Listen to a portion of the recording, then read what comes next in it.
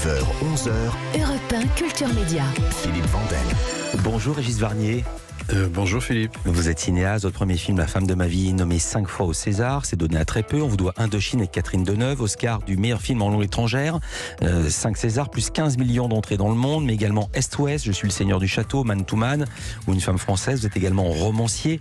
Je le dis, Le Figaro, c'était le 25 mars dernier, écrit à votre sujet.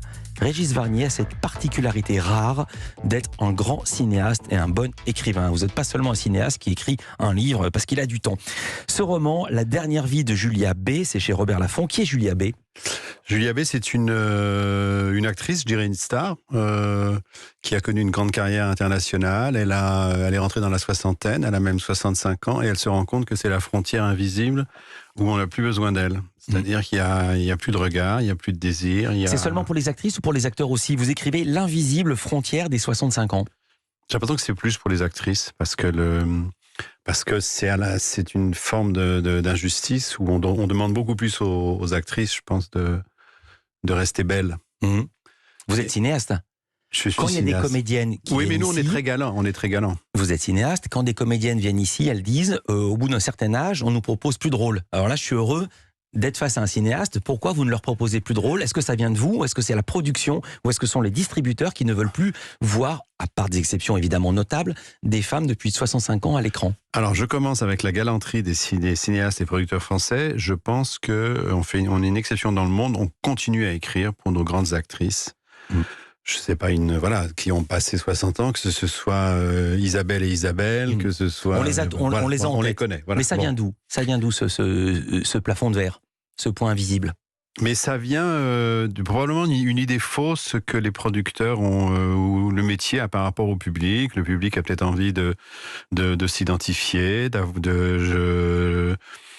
d'être dans des histoires où les gens sont jeunes, ils ont la vie devant eux, il y a plus d'aventures, il y a plus d'action. Et souvent, les acteurs et actrices plus âgés, ils rentrent dans la période, je dirais, des seconds rôles. On leur donne des seconds rôles.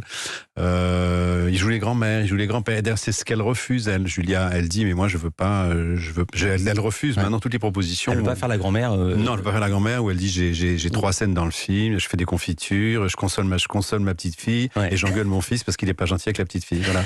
Alors, mais on en voit des films comme ça. Bien sûr. Voilà. Alors vous avez une grande tendresse pour ces comédiennes justement d'un certain âge. Vous êtes plus dur avec les jeunes actrices. Vous écrivez ceci: elles sont bien trop réelles, ces jeunes actrices assises au premier rang, et surtout elles se ressemblent toutes pareilles, le même style, le même langage, les mêmes attitudes, cette désinvolture qui frise le sans-gêne, l'écran du portable allumé, posé sur les cuisses, qu'elles regardent fréquemment alors même que l'on s'adresse à elles. L'air de rien, c'est ça. Elles n'ont l'air de rien, sans mystère, sans énigme. Les plus jolies sont comme une coquette devanture de magasin. On entre, il n'y a rien à l'intérieur.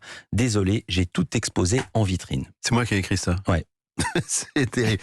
Non, mais ce que je veux dire, et c'est pas faux. Ouais. Non, ce que je veux dire, c'est que le concept de la star, c'était l'invisibilité, le mystère, l'énigme, la distance. Voilà, ce sont des actrices qu'on allait voir sur l'écran, surtout quand les seules images animées étaient dans les salles de cinéma. Ouais. Il n'y avait pas. Aujourd'hui, on est entouré d'images. Et c'est vrai qu'aujourd'hui, je vois l'Instagram envahi de jeunes actrices qui passent leur journée à faire de la mise en scène, à se mettre en scène. Même le patron de gala, Mathias Gürtler, nous racontait que son métier a changé depuis l'apparition d'Instagram. Avant, on faisait des photos avec des stars, on faisait rêver, on faisait une mise en scène. Sûr. Maintenant, on peut plus faire ça, puisqu'elles le font elles-mêmes tous les jours. Oui, et il y a autre chose là-dessus, il y a quelque chose de mercantile là-dedans, parce que, comme vous savez, souvent... Elles se font payer ainsi. Oui, elles se font payer parce qu'elles portent des marques qui sont taguées. Enfin, moi, j'ai découvert tout ça pour écrire le livre.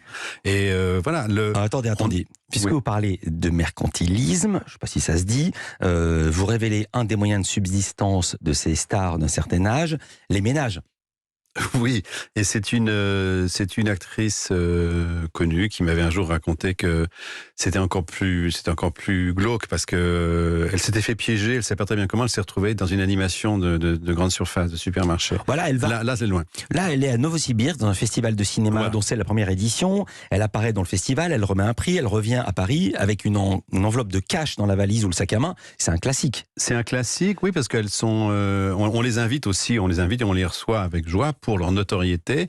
Et en échange de cette notoriété, de ce déplacement, elle demande un cachet. Ouais. Voilà. Mais Et même la grande Catherine Deneuve s'était fait piéger. On se souvient de l'affaire Khalifa, c'était en 2005. Elle avait récupéré une enveloppe de billets dans les toilettes de l'hôtel Majestic à Cannes et ça a fait les choux gras de la presse. il y avait le grand Gérard aussi qui était chez Khalifa. Voilà, Gérard Depardieu. Voilà, mais c'est vrai que ce sont des... D'ailleurs, je me souviens, il y a quelques années, je me souviens d'un grand dîner à Moscou, un dîner de charity, comme on dit, organisé par qui? Par le président Poutine, qui avait lancé une grande soirée charité.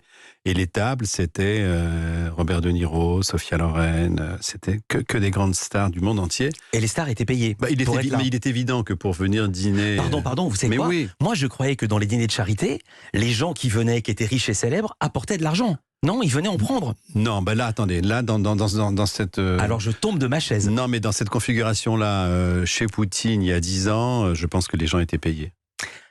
Lisa Marie Marquez arrive. On va parler de tout à fait autre chose. C'est un portrait de vous, Régis Varnier, avant que vous soyez un cinéaste connu et reconnu. C'est le portrait pré-fame. Culture Média continue. Europe 1 Culture Média.